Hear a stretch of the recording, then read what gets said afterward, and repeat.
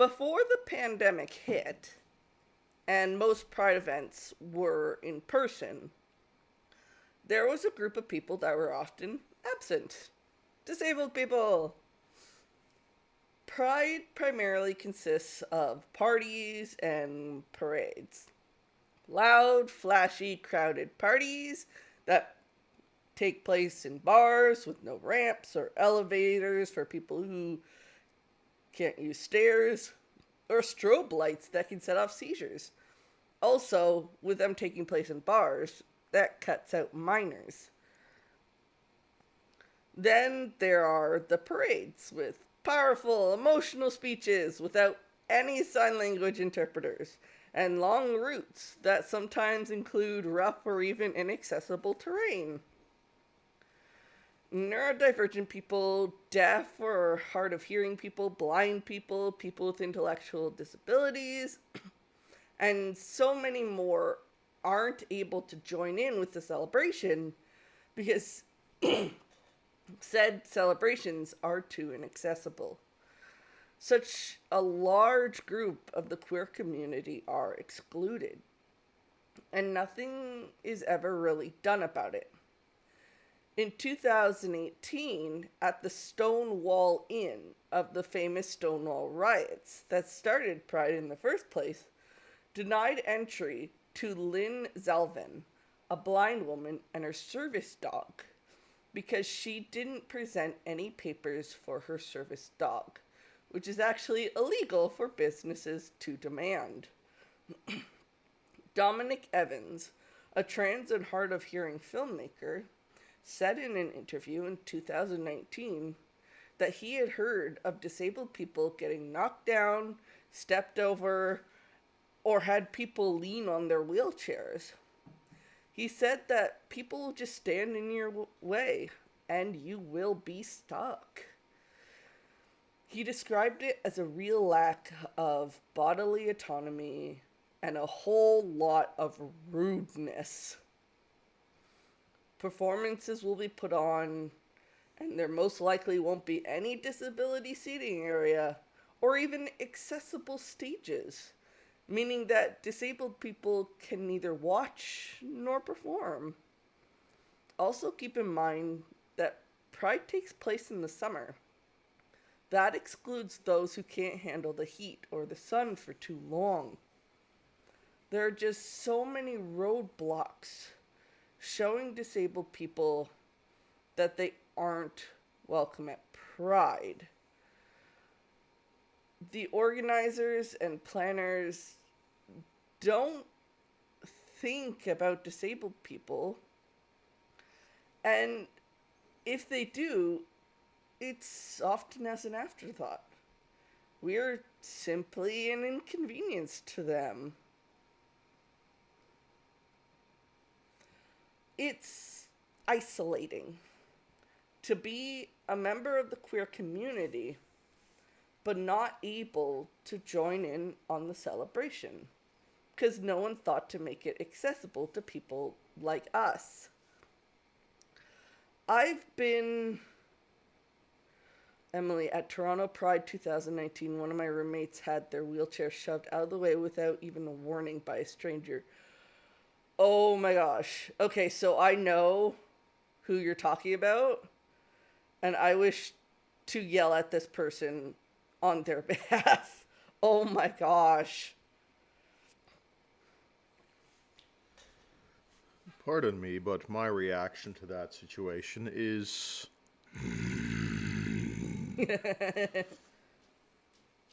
By the way, we're referring to a comment Emily made in the chat. Yes. So I've been to two Pride parades. One was in, I think, 2018. Was it 2017 or 2018? The first one with your mom. 2018. It was 18, and the other was 2019. This was back when I was able to get back to Canada during summer break. These weren't gigantic parades. The city was a population or it has a population of a little over 400,000. So we're not talking like New York or Toronto style parades. And yet I was still overwhelmed both times. They had a friend with them who certainly did chew the guy out, but they were really shaken for the rest of the day. I can imagine. Um, so with the Pride parades I went to, the second one, I actually went full on non-speaking.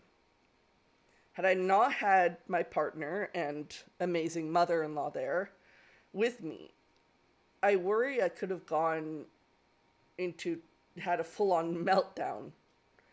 And it's like, then what? It's also not just disabled people who miss out when they can't attend Pride events. It's also the queer community as a whole. They miss out on the diversity, our opinions, our worldviews, and our ideas. There's so many brilliant, creative, and all around amazing disabled people in the queer community that aren't having their voices heard, their ideas shared.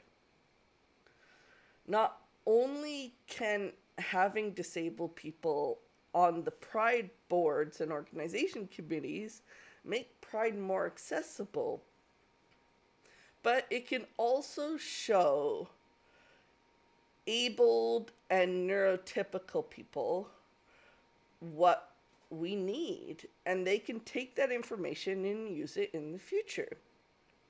Maybe they'll be more aware the next time they notice that something is inaccessible, something that they may not have noticed before, and realize that so much of the world is not accessible, and work with us to try and fix it.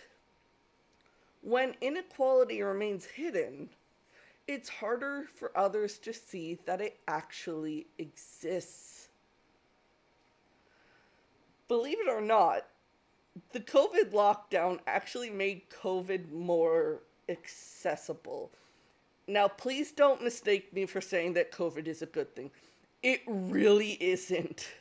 I'm just pointing out a very small silver lining to this whole horrid situation. During June of 2020, Pride wholly took place online. It became a virtual celebration. And this had a very positive effect on the disabled queer community. We could participate. By removing the physical, communication, and sensory barriers, Pride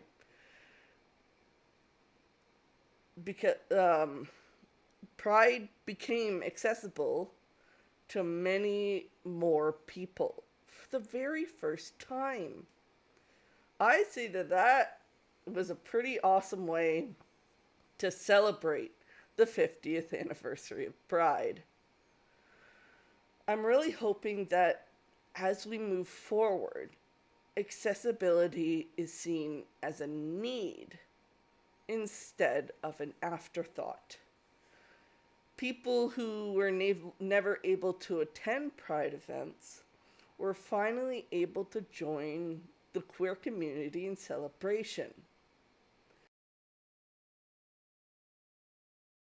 Their one and only time they could do that just isn't acceptable. We need to think past parades and parties when it comes to Pride. Not all Pride events have to be loud or involve walking or even have alcohol. What about a Pride picnic or a Pride movie night? I don't know. A Pride block party, whatever. Just something that everyone can attend. Something that Pride should have already had to begin with is Accessibility coordinators. A person that someone can contact to request needed accommodations. Even events much smaller than Pride have accessibility coordinators. So why not Pride? Um, Disabled people got to participate in 1 year of Pride, and we deserve many, many more. Honestly, even future virtual events can be more accessible. I can't imagine that every live stream had live captioning or sign language interpreters, and I'm sure there were videos shown with flashing or strobing lights. Virtual Pride events should continue to happen, and they should be able to be attended by everyone. Also, big Pride events should be live streamed so that even those who can't make it can still participate in a way. We should work towards normalizing virtual events alongside in person events. And virtual events don't just help disabled people, they help people who can't attend in person because they're too scared to display their gender or sexuality publicly due to unsupportive people in their lives. Or have small children can't afford childcare. Or people who feel uncomfortable in the presence of the police. While many people fight back against cops attending Pride, cities often still hires them to basically act as glorified security guards, which can understandably put some people on edge. People of color, sex workers, and the like. Virtual events can also help people in rural areas that don't host any in person events themselves. There are a plethora of people outside of the disabled community that can benefit from virtual Pride events, and they also deserve to celebrate Pride.